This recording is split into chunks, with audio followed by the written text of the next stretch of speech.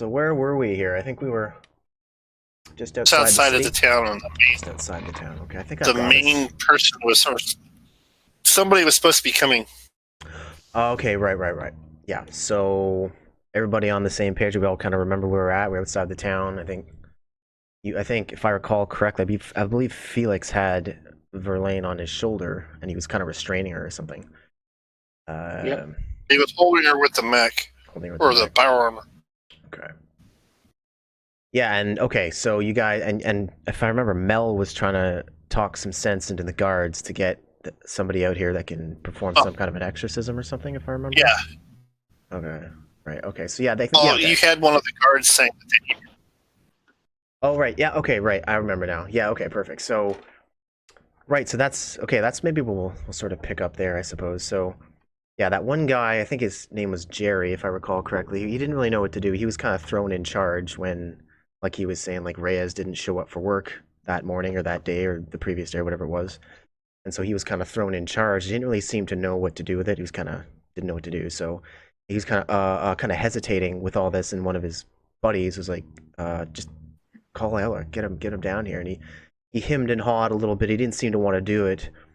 And the other guy was just do it. Get him down here. This is important. So he picks up his radio, and he starts backing up as he says, and you hear him kind of say from a little bit away. He's like, "Sir, got a situation here," and you can kind of hear him talking like that in the background. He's obviously very uncomfortable talking to this person. So in the meantime, Felix, you're noticing you hear a voice kind of next to your head. Says, whoa, what the hell? Huh? And you kind of look over, and Verlaine appears to have woken up again. Except her complexion looks a lot better now. She looks like her skin has changed.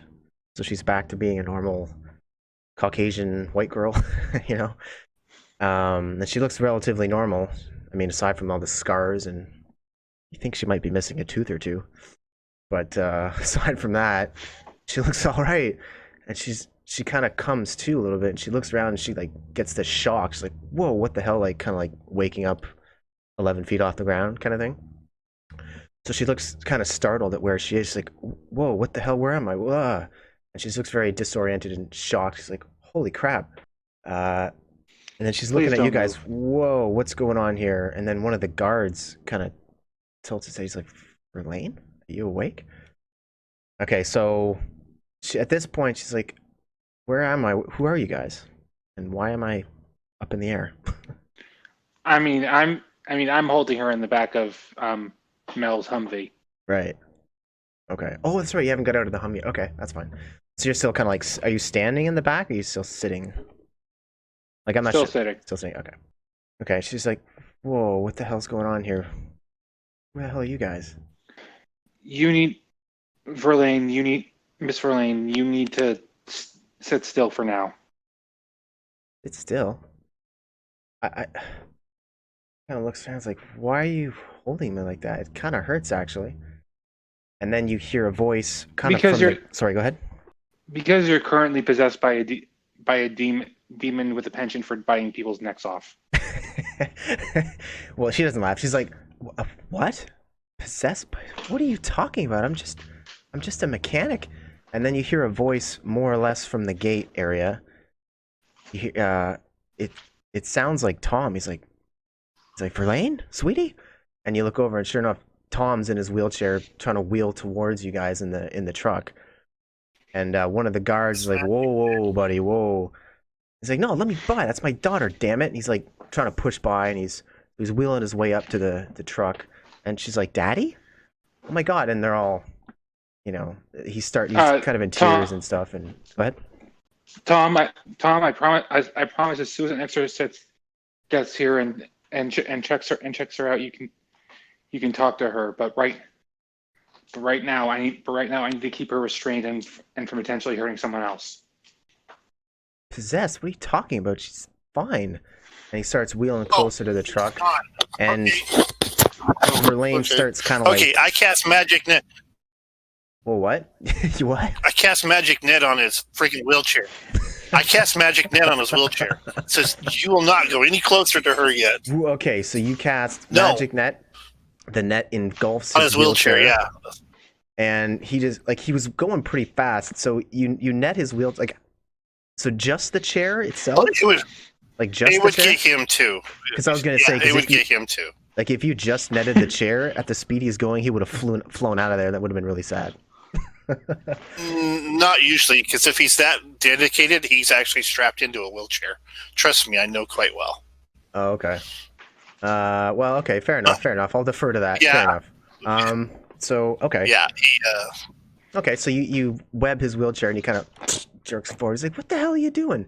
And actually, one of the guards points his rifle at you, and you hear a couple guards kind of repeat the same mantra: "No spell casting in the area." Well, it says we have a major demon possibility inhabiting that young girl. He is not going to go near her. We need the exorcist, and we need it now. We're trying to return her to him, but we need help. Okay. This is beyond our capabilities. So, can you please call the person you were talking to a little bit ago? We need him now to take care of this. Okay. The guy who made the first call, he's kind of still on his radio talking, and he's like, okay, yes, sir.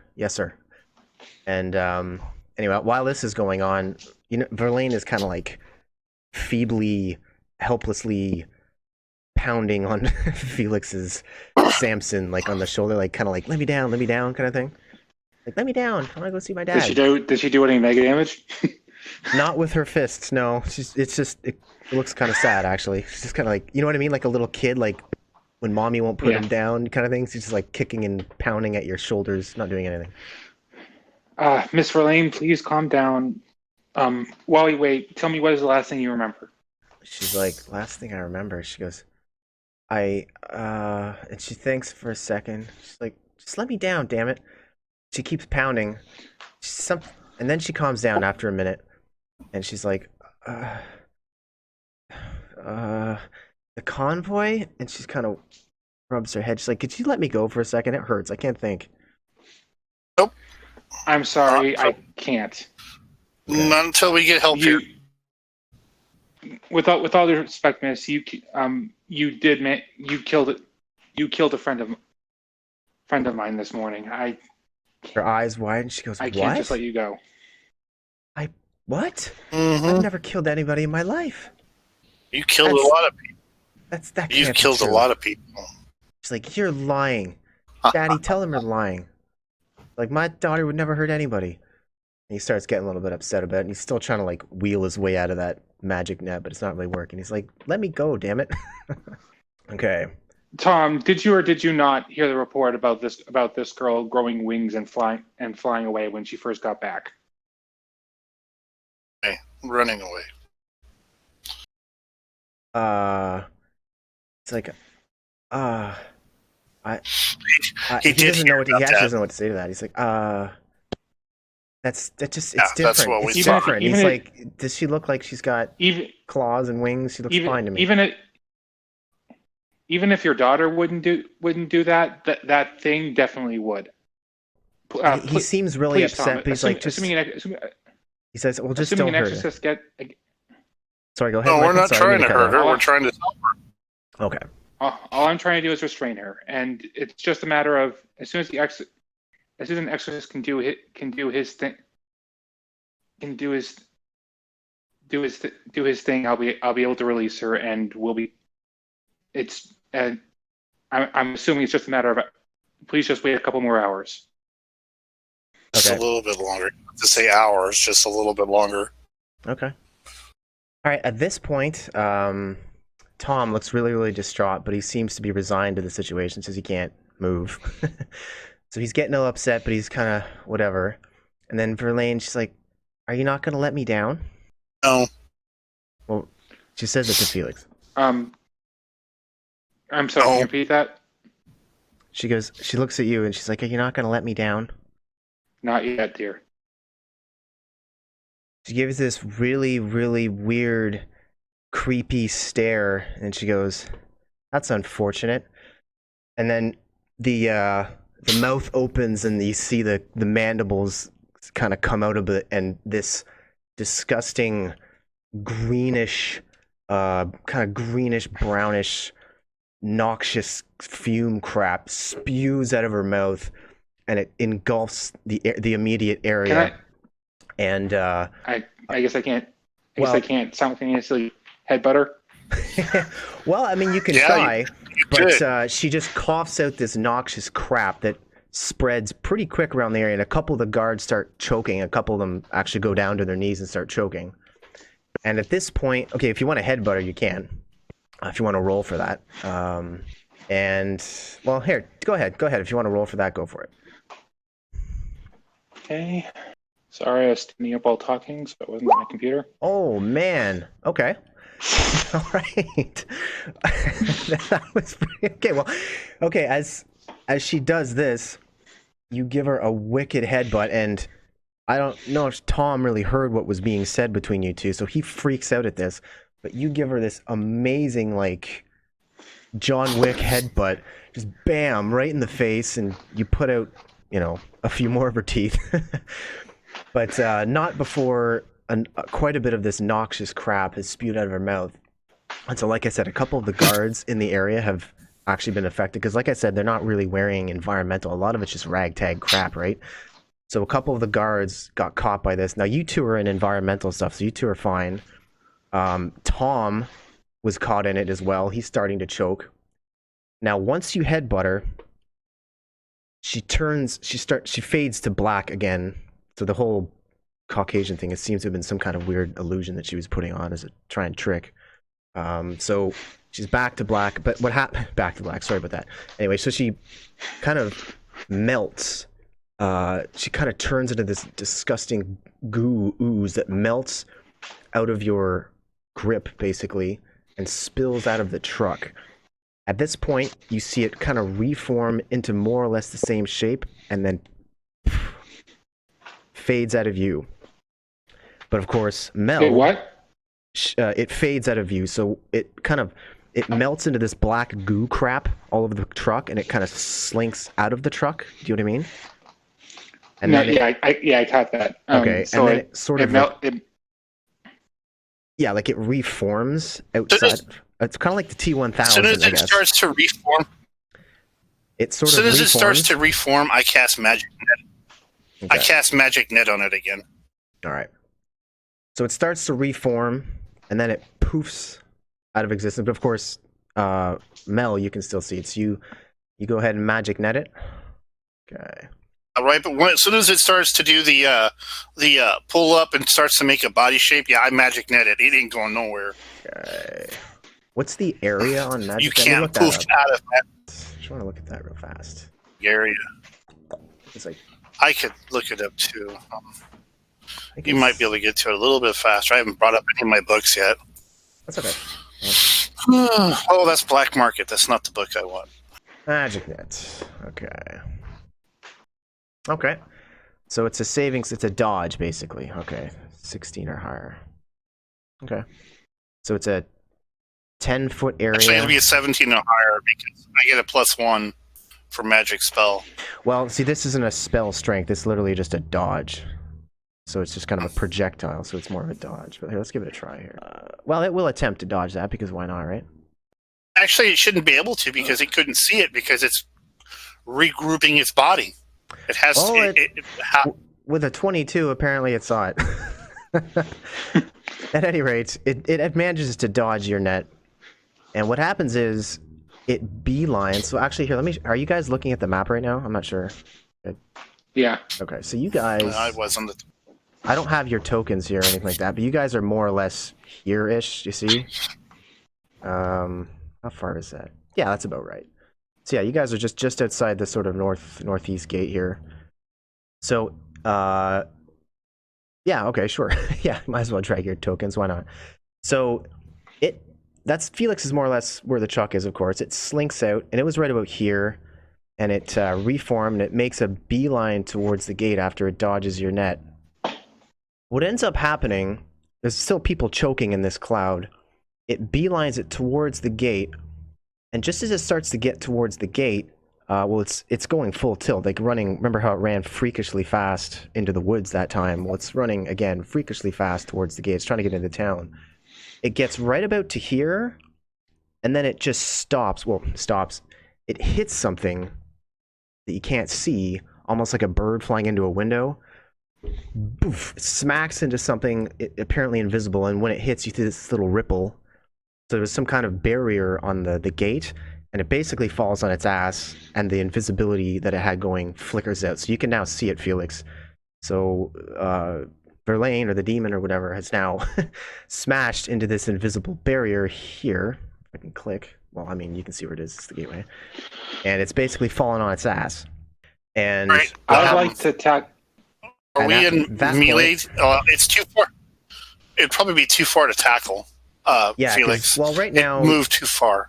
You're about Thank you. That's actually what I was going to ask. 46 meters away, 45 meters away. Well, you actually might be able to do a jet jump. You could do your power drive on it, actually. Okay, Well, I basically want to tackle and pin this thing so it can't move. There is a chance. I think you'd have to look at the. He's got that jump assisted, the jet assisted jump attack. Okay, well, just hold on 1 second I don't before know you go doing that. Okay. Before you go doing that, it Things hits are the happening. barrier right about here, and basically falls on its ass, and you hear this just disgusting shriek, and it doesn't seem too happy about it. And it starts to back up, and it bumps into somebody who wasn't there before, and you didn't notice him come in. There appears to now be a line walker standing right behind it, looking down at it. And it shrieks at him, and he immediately says something, and this brownish, grayish fog spreads out from him. And at this point, and it actually spreads quite far. Probably, well, if I can make a thing, probably like maybe that far, that kind of a radius. If I could draw it, I forget how to make circles, but anyway. Got a good radius to it. So this fog spreads out, and it kind of clips your armor. So you're standing more or less here, Mel. Probably about here is where you're probably at. So this fog emanates from this guy. And he says, "Get back." And your armor, Mel, seems to shut down for a second. You seem to lose control of your armor when this fog envelops you. So this line walker shouts, "Get back," and then all the guards that aren't choking to death are backing up and backing up and backing up and backing up. The mage then sorry, go ahead. Yeah. Can I grab Tom and get him out of the choking to death? Yeah, absolutely. Okay. Because he's Tom is probably right about here. So, yeah. So you can do that. So the release the spell. Sorry, what's that? Wheel? And I'll back off. Okay, right now I release the spell and I'll back off. Oh, the thing. Okay. Spell on Tom. Yeah. Your armor seems to be not responding right now. So, as soon as that mist, or the fog, enveloped your armor, it doesn't seem to be responding. It's like a lead weight right now. Okay, I can still use it as regular armor. It is regular armor, and it's just assisted. Okay. So it's regular armor still. It's not like it's power armor or anything like that. So I can see what you're saying. It's really, really, really, really, really heavy. So yeah, it takes me a little bit to back it off. Oh, okay. All right, fair enough. So you can back it off then. So you back up. So once you do that, the mage casts another spell, and this blue sort of energy field goes around him and Verlaine. It's about 30 feet wide or so. And so he makes this sort of energy field around. And the demon kind of gets up and jumps at him. And he points at it and mutters something at it. And you hear this really loud crack and a flash of light. And it just falls to the ground at his feet. And he just looks at it for a second. It's not moving. And you see him close his eyes for a second. and you see some kind of green, like an energy tendril, kind of like come out of Verlaine's body and start to kind of wave around the area, and it seems to hit into this mage. And he stands there for a second, and then you see the green glow kind of dissipate and kind of leave the area, and he opens his eyes again. He snaps his fingers, and the blue energy shield dissipates, the cloud dissipates, and then he looks at one of the guards, says, "Get a medic." Then he starts walking away, and he mutters something. As he walks away, he fades out. So he vanishes. So, one of the guards yells, "Medic!" And you hear all this commotion inside the town. And eventually some medical personnel start running out. And Tom runs over to Verlaine, starts trying to shake her, but she doesn't seem to be responding just yet. So, yeah, okay, so at this point, it's open. So what are you guys doing here? Well, shit. Is my suit working again, or is it not working still? You're good now. Yeah. This is either really good or really bad. Sorry, what's that, Michael? It's done. This is either really good or really bad. It's good. Yeah, you don't know, right? I'm hungry and I want to drink.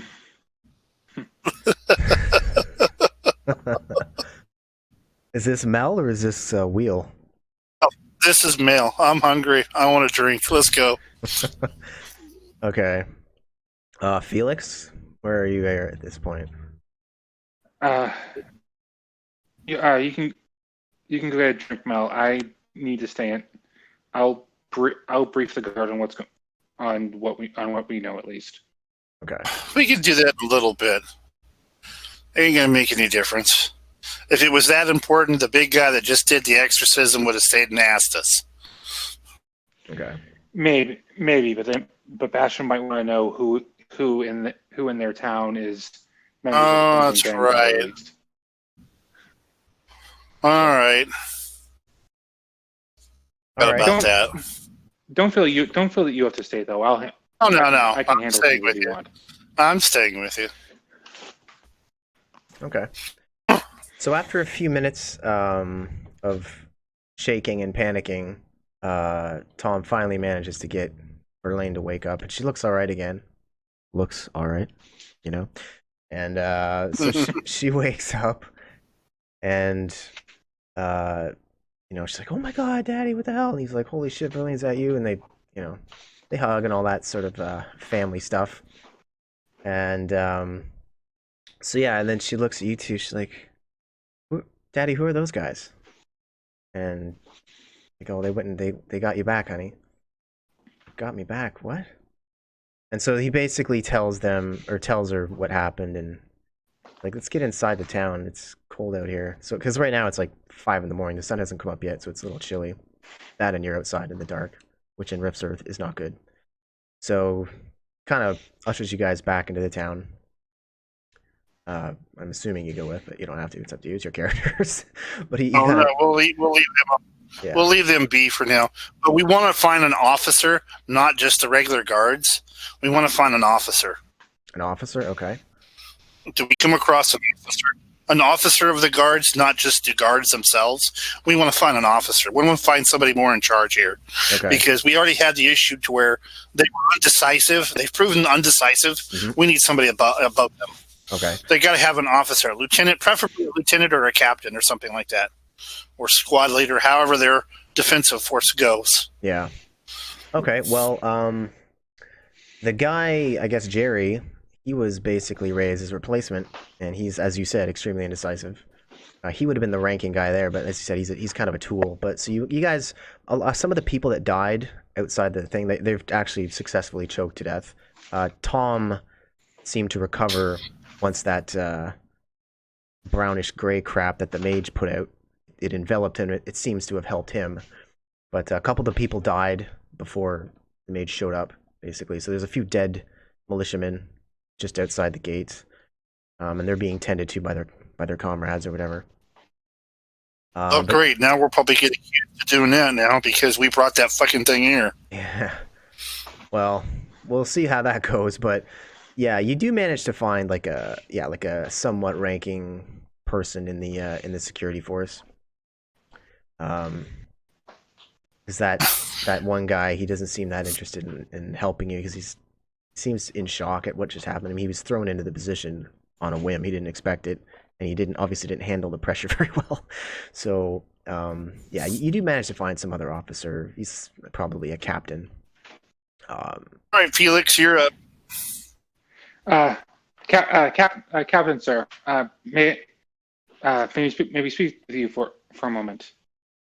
Your name, of course, sir. Wilson, what's your name? I'm sorry. What did he say? You cut out for me. Oh, sorry, Wilson. Wilson. Felix Albers, sir. We have a situation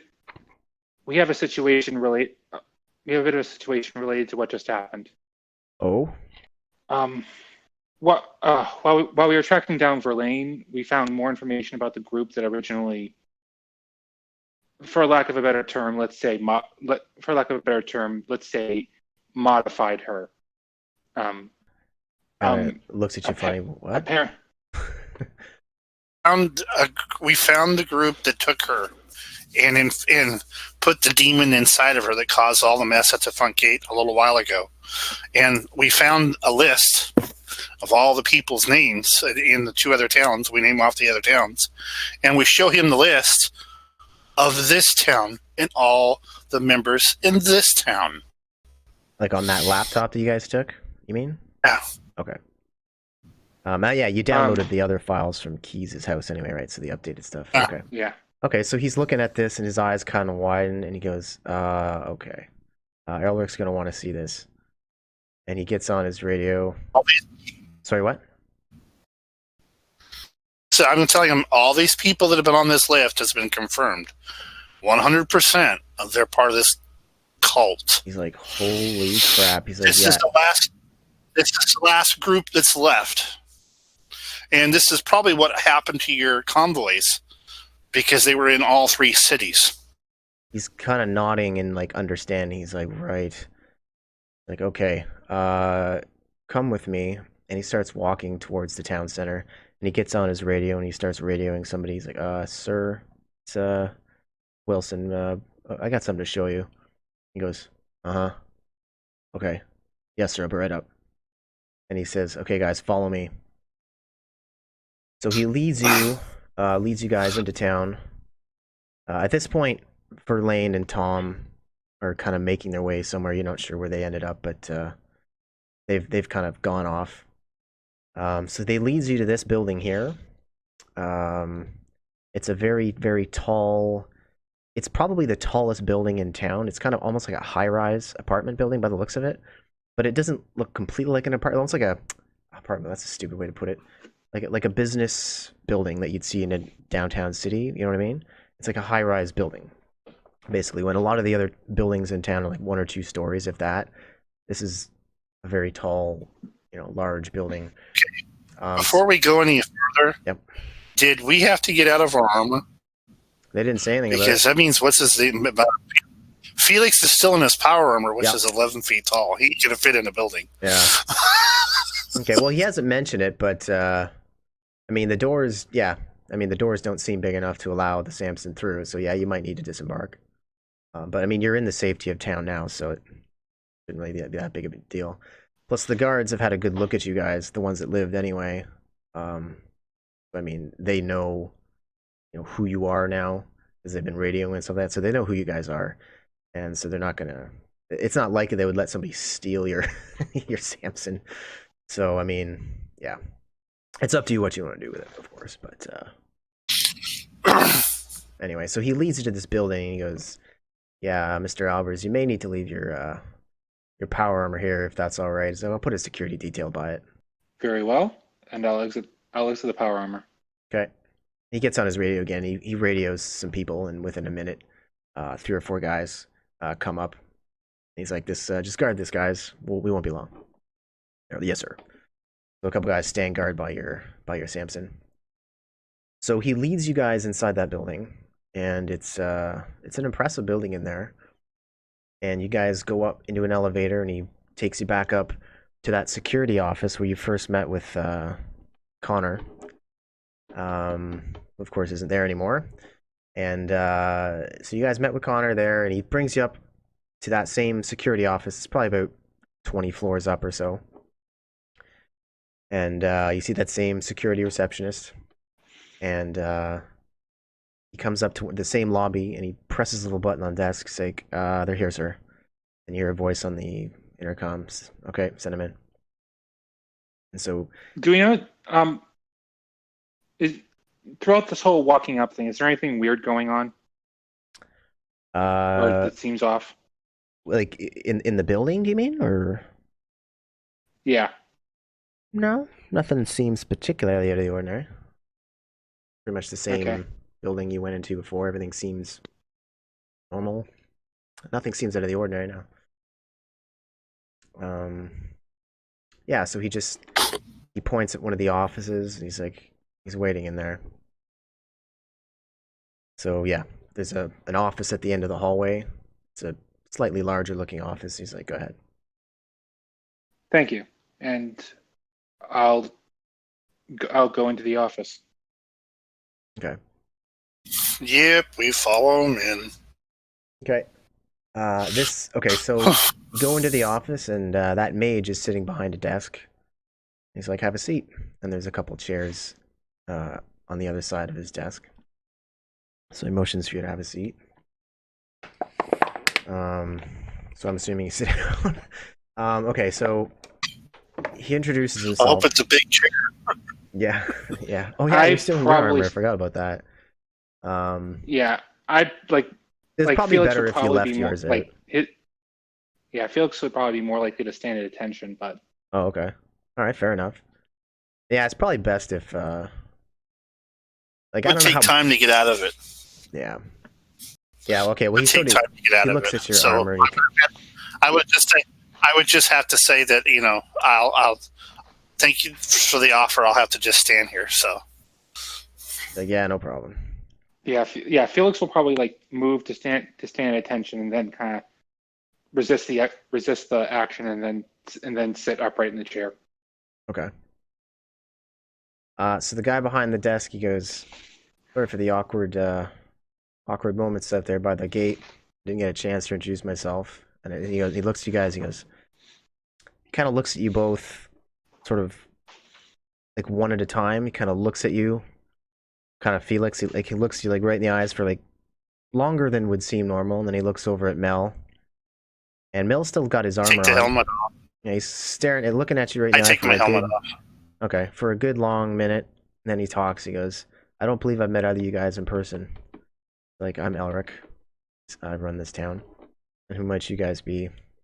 I was going to let Felix go first. Well, Mel will go first, and he introduces himself, and he says what unit he was with at Tolkien when it fell. He nods, and his eyebrow kind of goes up a little bit. He goes, really? That's interesting. And he looks over at Felix. We were on the western side. He looks, he's like, that was a rough time. A lot of the heaviest fighting on that side. He looks over at Felix, like, how about you? Felix just introduces himself as Felix. Okay. As Felix Albers. Sort of nods slowly. Felix does not give where he's from, especially after what Mel just said. Okay, fair enough. He sort of slowly nods and looks at you. He's like, okay. He goes, my captain tells me you guys have something you want to show me.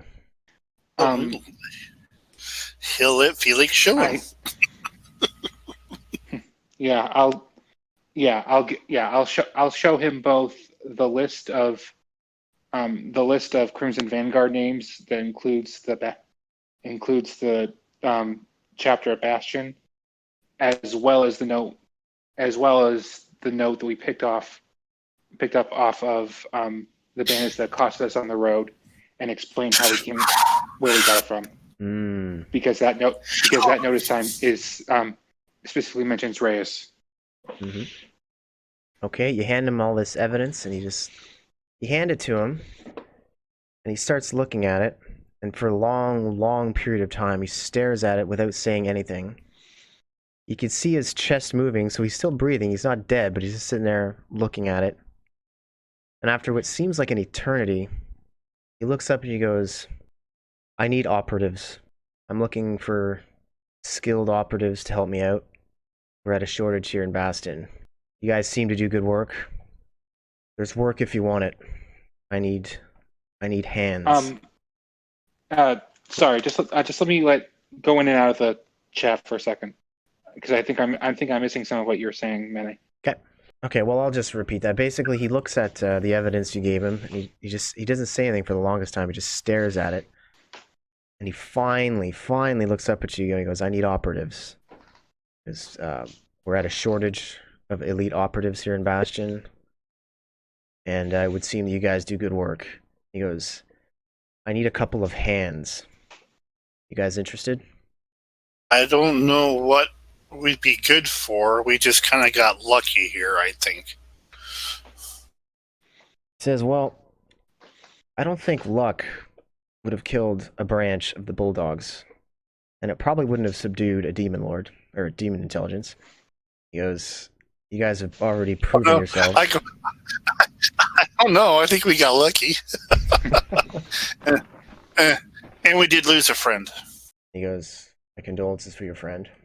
So he's just kind of looking at you. He's basically offered you guys a position. So, yeah, he just says he needs... What he said is he needs a pair of hands. To do what exact? I'm sorry to ask this, but I would like to ask, what would these hands of yours be doing?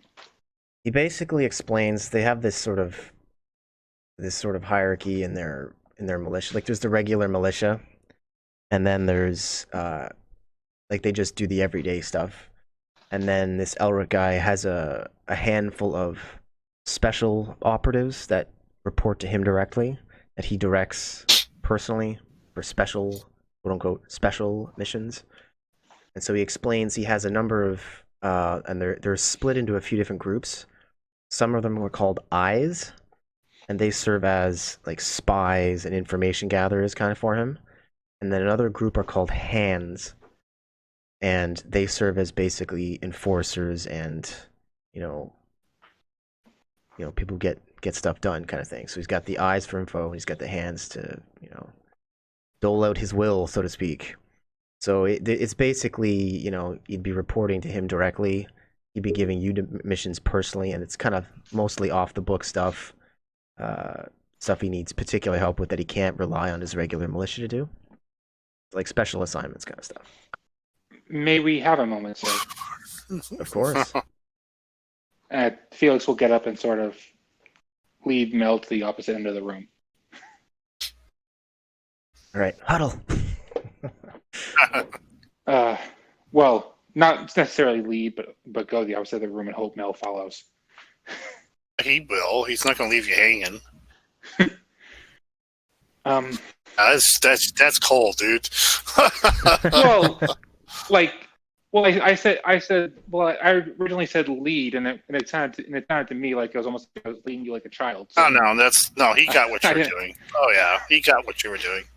He ain't gonna be that hard. No, that's just wrong.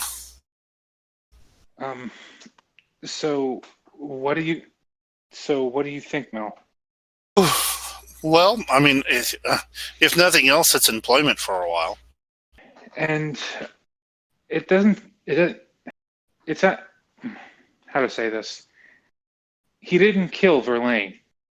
He didn't. I didn't really expect him to. So